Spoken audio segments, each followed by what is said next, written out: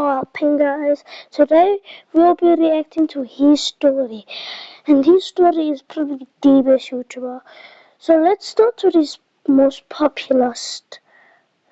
My twin brother Chris and I were 9 when we learned Morse code. We tapped messages under the dinner table when Mom told us to stop talking and tapped through the wall between our bedrooms every night. When Chris got into a car accident and the doctor said he'd never wake up, I pulled up a chair next to his That's sad. In a coma? bed, took his hand, and tapped. "Are you there?" Nothing. But I came back the next afternoon and tapped again. Before I left, I always said the same thing. "See you tomorrow, Chris." A week later, Chris's fingers twitched against mine, and I almost fell out of my chair. I grabbed a nurse, and she barely looked up. They're reflexes. It doesn't mean anything. I bought a notebook the next day and started writing down every single one. 4 months in, Mom watched me scribbling and said, "How long are you gonna keep doing this? Until he taps back." He's not gonna tap back. You're talking to What if he does, Mom? Oh, corpse! No a corpse. way. Dad lasted a few more months before he pulled me into the hallway. "We need to talk about donating your brother's organs." His fingers No. Wait, is he going to die? Hope he doesn't move die. every time I hold his hand, Dad. The nurses said those are reflexes. Stop getting your hopes up, son. I don't care. Okay, these parents are like, they're just letting it go. Like, what if their son's still alive? They're going too fast.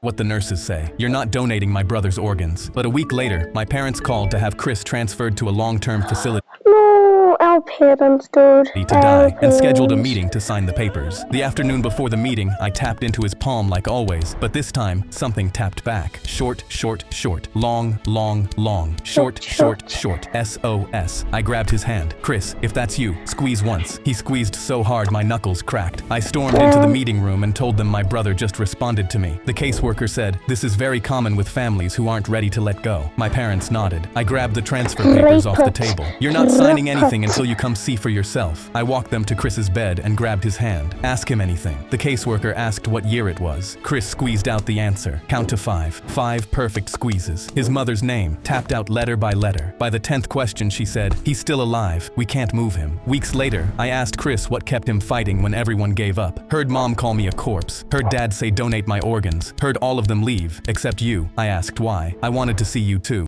My twin brother Chris. His story is so far good.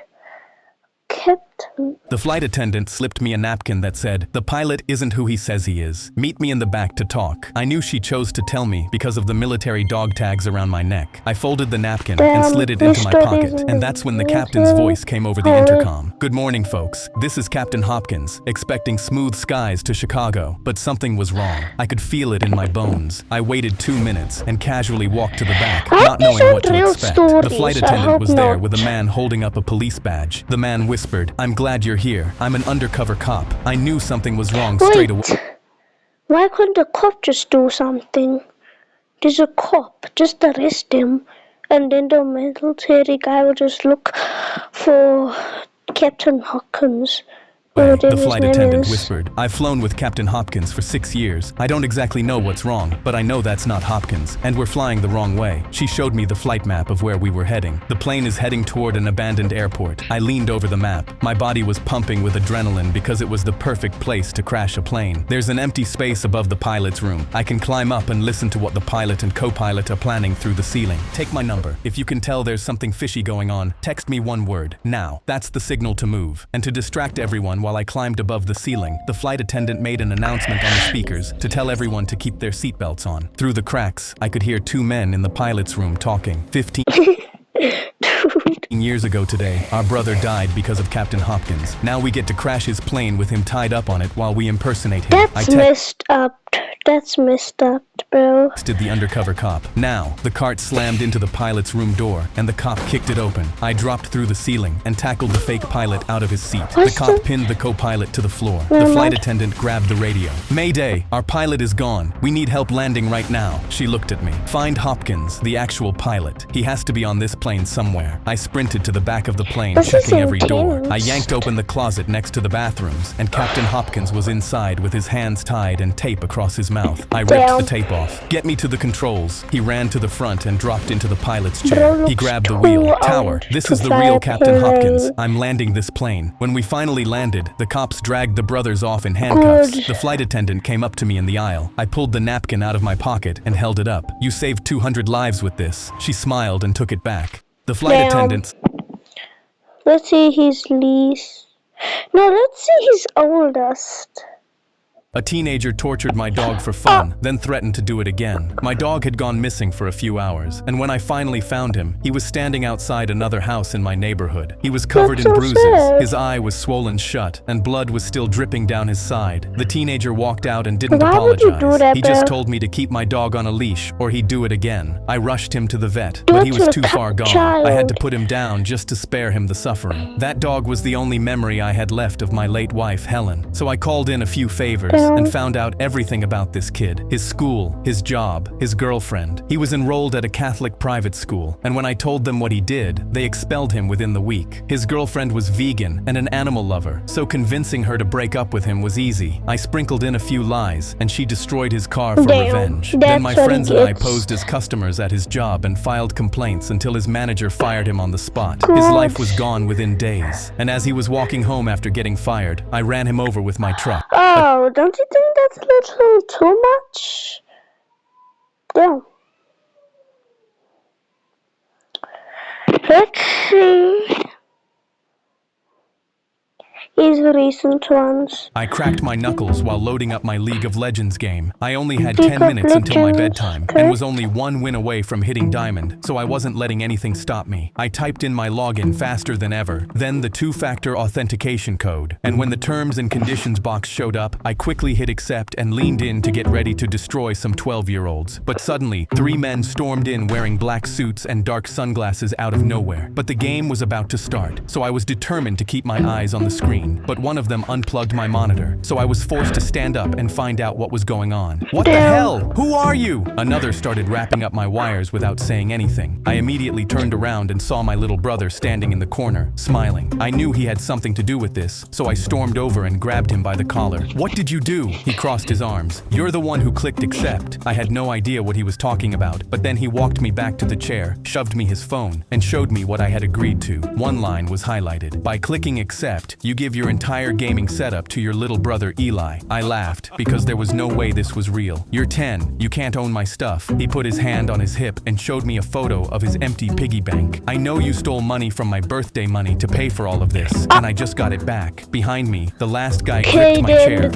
pulled it out from under me. deserves I hit the to say floor. that. I got up and followed Eli Actually, across not the really, hall. 'cause My that's whole the setup was type of glowing in emotes Eli's which room. are My dead. game was still on the The screen. pink The one win bank. away from Diamond 1 never got to play, and Eli was Damn. already in the chair. He loaded into my game, and he played it like it was nothing. One team fight, an ace, and victory filled the screen. Diamond. Eli leaned back in my chair and finally looked over at me. "Thought you were gonna destroy some 12-year-olds? Well, you just got destroyed by a 10-year-old. And as I stood there watching myself getting defeated by my little Wow, brother that's who just robbed crazy. me blind, some part of me couldn't help but feel impressed.